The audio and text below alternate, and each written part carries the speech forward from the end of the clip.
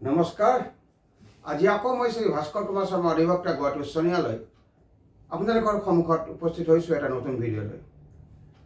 এই নতুন আইনৰ বিষয়বস্তুলৈ যোৱাৰ আগতে মই যিসকল নতুন দৰ্শক আছে তেওঁলোকক মই অনুৰোধ কৰিম মোৰ চেনেলটো যাতে ছাবস্ক্ৰাইব কৰি লয়, লাইক কৰে, শ্বেয়াৰ কৰে আৰু কমেণ্ট কৰে নতুন দৰ্শকসকলে।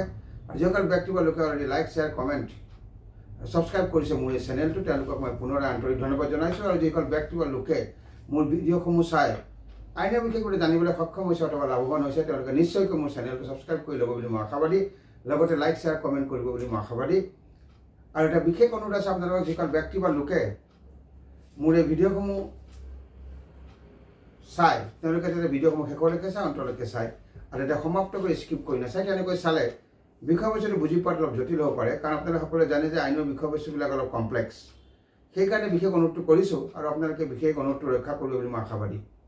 এতিয়া আহিছোঁ আজিৰ বিষয়বস্তুলৈ। আজিৰ বিষয়বস্তুটো হৈছে whether second wife is eligible to be a nominee for pension benefits. Pension benefit পোৱাৰ ক্ষেত্ৰত দ্বিতীয় পত্নীগৰাকী অৰ্থাৎ ছেকেণ্ড ৱাইফ যিগৰাকী থাকিব তেওঁ এলিজিবল হয় নে নহয়, নমিনী হিচাপে ছেকেণ্ড ৱাইফে পেঞ্চন বেনিফিটখিনি পাবনে নাপায়, এই বিষয়ে চমুকৈ আজি আলোচনা কৰিম। বিষয়বস্তুটো মই আকৌ এবাৰ কৈছোঁ, whether second wife is eligible to be a nominee for the pension benefits.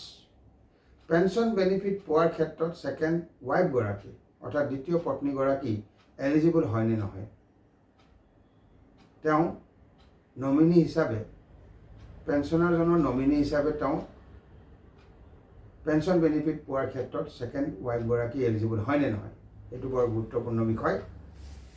ইয়াৰ ওপৰত চমুকৈ আজি চৰ্চা কৰিম।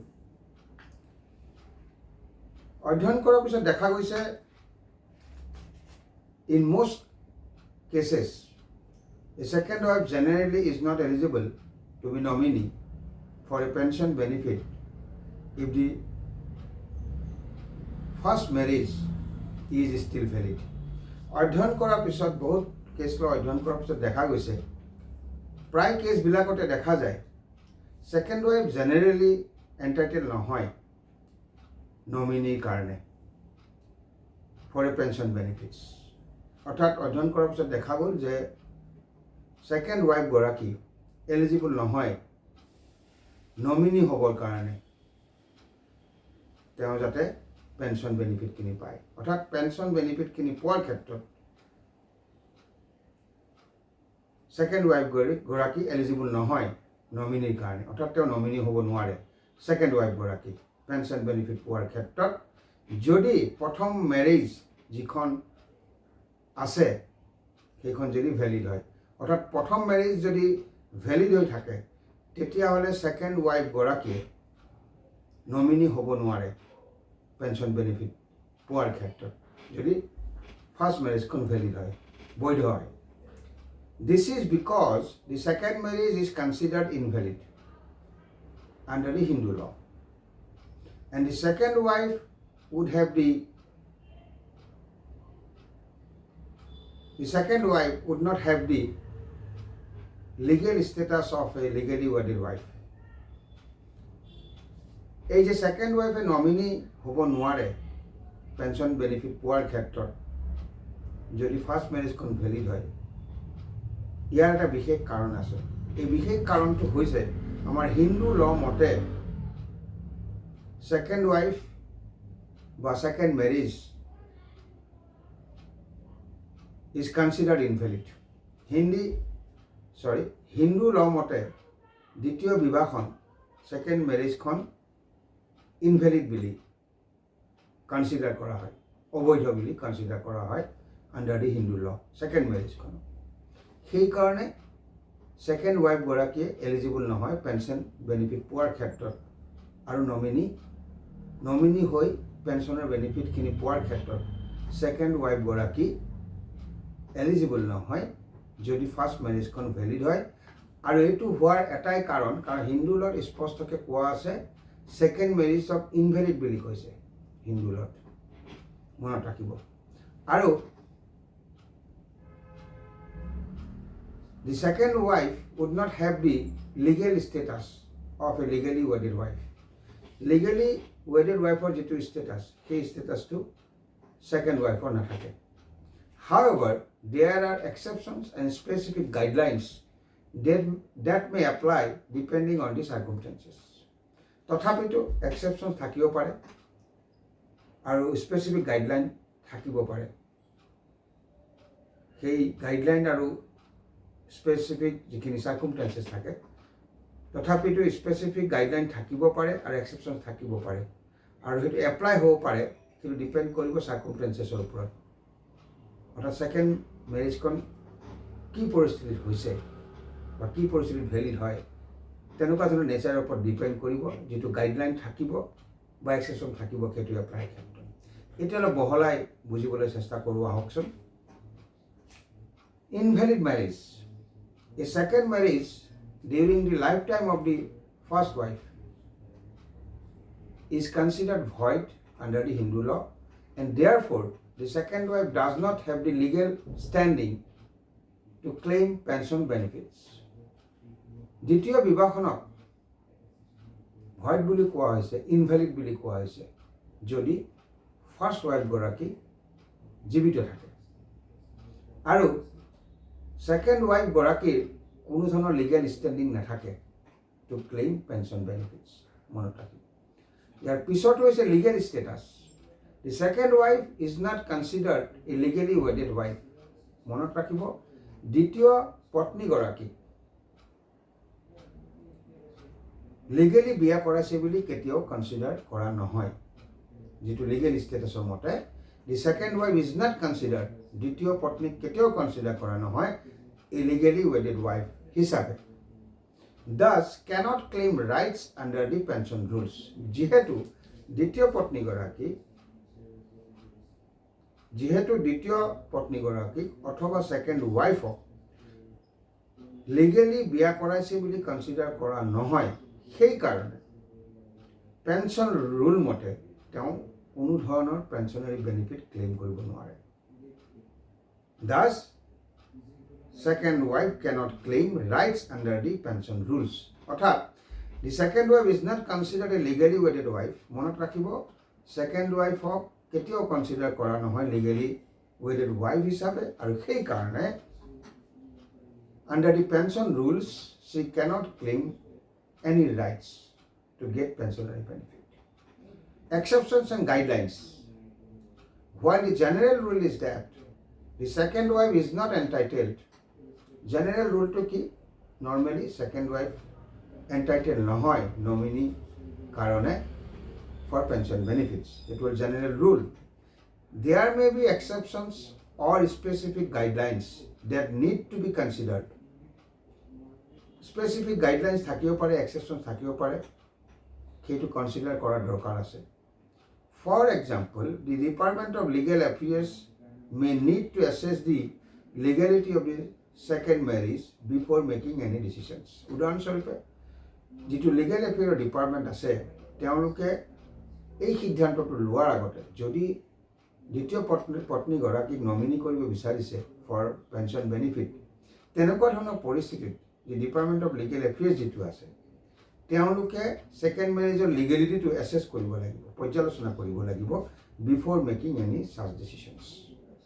Nomination, the nomination of second wife by the deceased employee does not automatically grant her the rights to pension benefits। এটো বৰ গুৰুত্বপূৰ্ণ কথা। The nomination of the second wife by the deceased employee, যিজন এমপ্লয়ী ঢুকালে তেওঁ second ওয়াইফক nominee কৰি থৈ গৈছে, তাৰ অৰ্থটো এইটো নহয় অটোমেটিক্যালি তেওঁ সেকেন্ড ওয়াইফ গৰাকীয়ে দ্বিতীয় পত্নী গৰাকীয়ে পেনশ্যনাৰী বেনিফিটৰ যিটো ৰাইট সেইটো গ্ৰান্ট হ'ব। আকৌ এবাৰ বুজাই দিছোঁ। ধৰি লওক এমপ্লয়ীজনে সেকেন্ড ওয়াইফক নমিনি কৰিছে পেনশ্যনাৰী বেনিফিটৰ কাৰণে।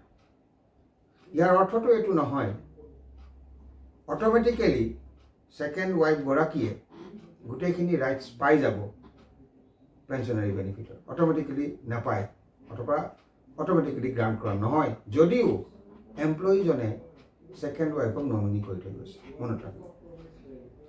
আৰু এটা কথা জানি থওক, প্ৰত্যেকটা কেছত each case needs to be assessed individually to determine the validity of the second marriage and the entitlement to pension benefits. যেতিয়া সেকেন্ড ওয়াইফক নমিনি কৰিবনে নকৰে পেনশনাৰী বেনিফিটৰ কাৰণে এই বিষয়টো ইন্ডিভিজুৱেলি পৰ্যালোচনা কৰা হয় প্ৰত্যেকটা কেছত to determine the validity of the second marriage অৰ্থাৎ দ্বিতীয় পত্নী গৰাকীয়ে পেনশনাৰী বেনিফিটখিনি পাবনে নাপায় তেওঁ নমিনি হ'ব পাৰে নে নোৱাৰে তেওঁ নমিনি হৈ পেনশন বেনিফিটখিনি পাবনে নাপায় এই প্ৰত্যেকটা কেছ ইন্ডিভিজুৱেলি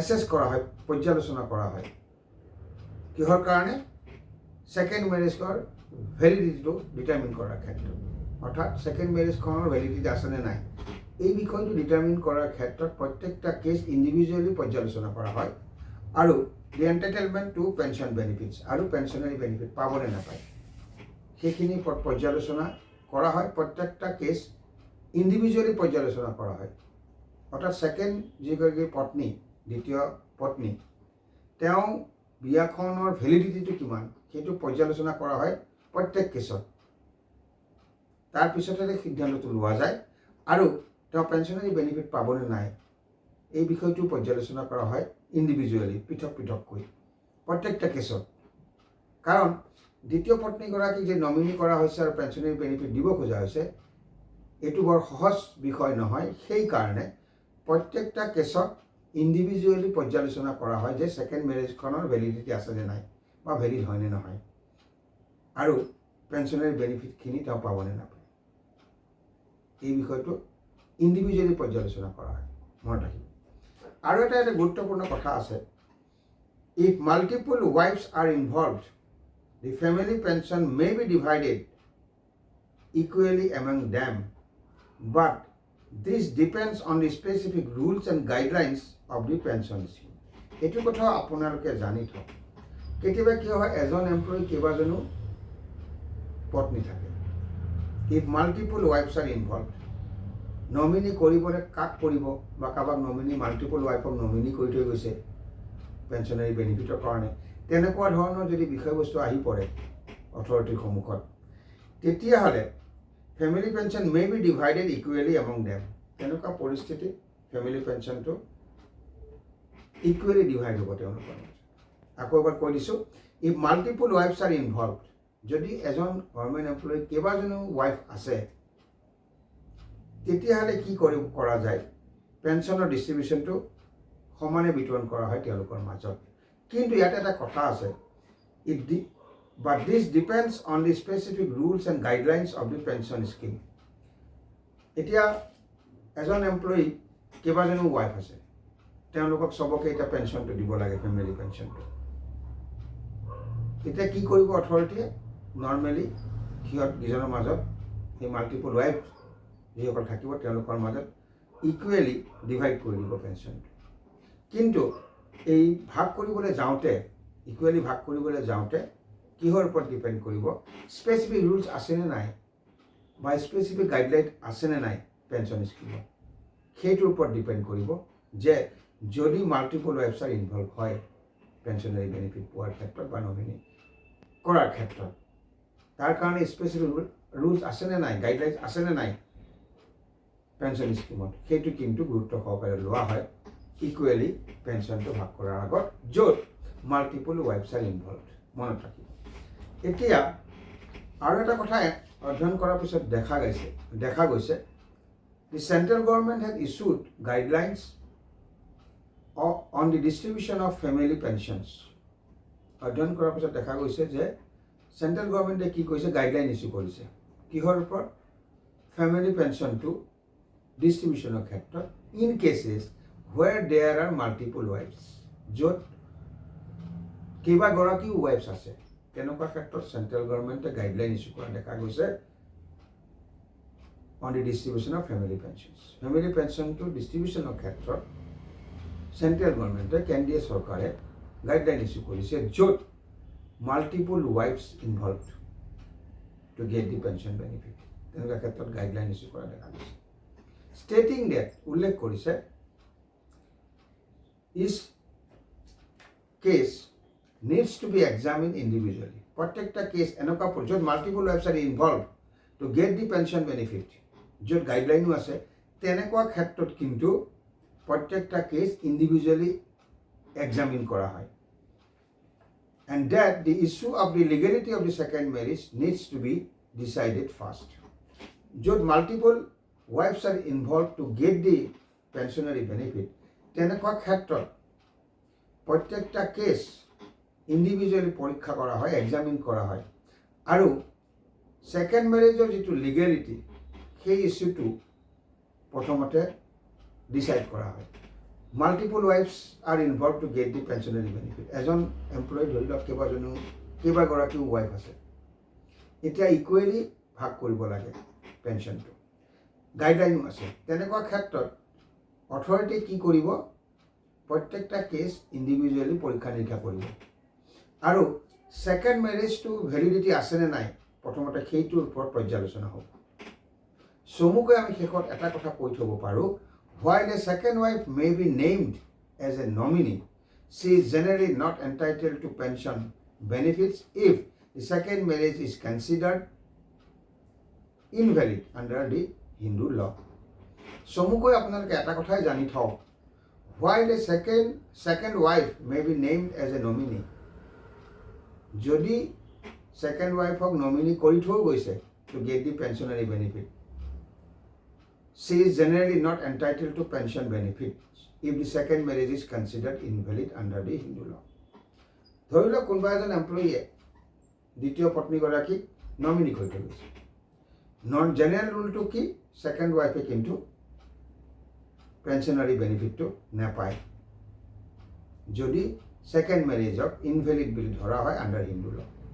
সেইকাৰণে the specific circumstances of the case and applicable rules needs to be considered to determine the entitlement to pension benefits.